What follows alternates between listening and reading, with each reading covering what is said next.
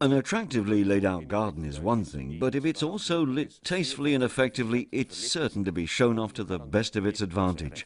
It all boils down to having the lighting that suits best the corners of the garden. A low voltage system is ideal for this, since lights can be easily installed anywhere in the garden. Unfortunately, garden lighting was not taken into account when this landscape garden was first laid out. Now, it would be an awful shame if Roger had to dig up parts of the garden again to lay power cables. Fortunately, with a low voltage network, this won't be necessary, and he can install connectors to his heart's content wherever he wants. The system is very simple. Every lamp comes with a 2-meter long cable and plug which connects to a main cable via a splash-proof junction box. This means you don't even need any equipment to connect everything. The lamps operate on 12 volts, so you'll need a transformer to convert the mains voltage from 230 volts to the lower safe voltage.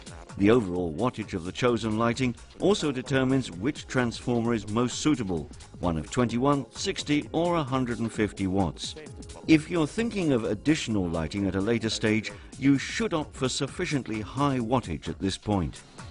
Roger ensures there's an extra exterior socket for the transformer. It's essential to check the IP code at this point. The figure 44 stands for splash-proof, which is a minimum requirement for outdoors. The cover should also be set on a porous base.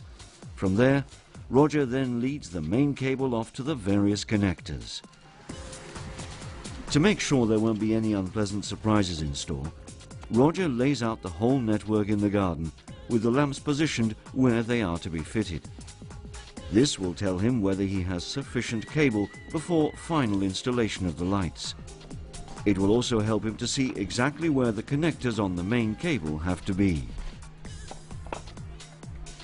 Roger adds extra wiring along the edge of the terrace and on the terrace itself for the freestanding lamps and table lamp for additional atmospheric lighting. Once everything is as he wants it to be, he can connect each lamp to the main cable. He doesn't even need any tools to do this. A simple turn of the self-locking connector and the whole system is connected and splash-proof.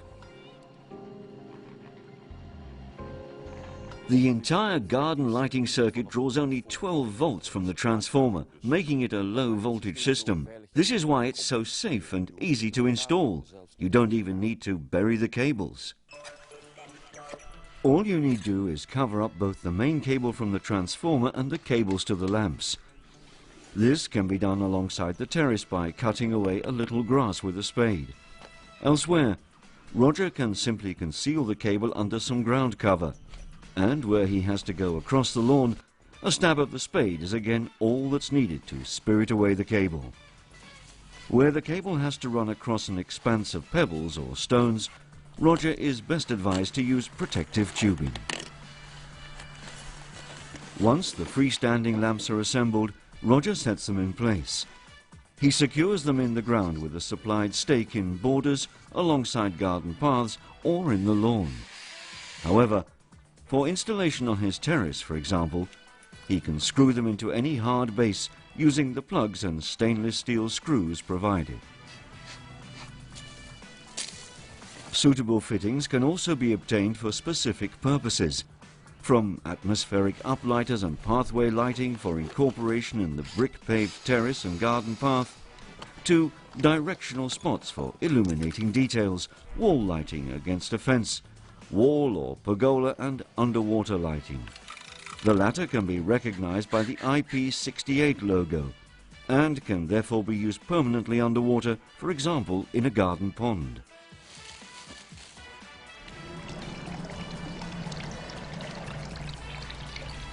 All the MR16 halogen lamps can be replaced by LED and power LED. These consume a lot less power and nonetheless provide sufficient light output to highlight details in the garden.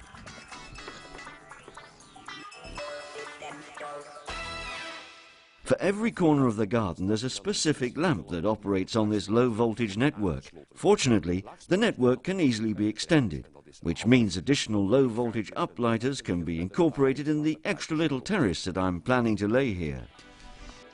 Roger wants to build an outdoor sauna here later on, so he'll need to lay an extra piece of terrace.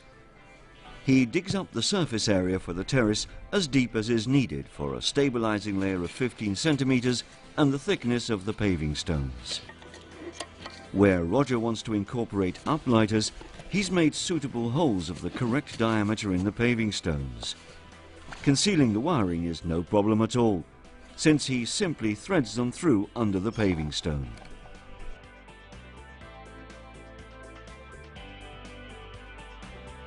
Roger can already connect the extra uplighters to the low voltage circuit he has just installed. Now the new terrace is wholly integrated into the rest of the garden. With a few more floor lamps on the terrace, Roger also creates the perfect atmosphere here for pleasant summer evenings. These floor lamps operate on low voltage too, and are therefore perfectly compatible with the rest of the garden lighting. He can also secure them to the terrace, one by one. With the right lights in the right places, you can create functional but above all atmospheric lighting for any garden.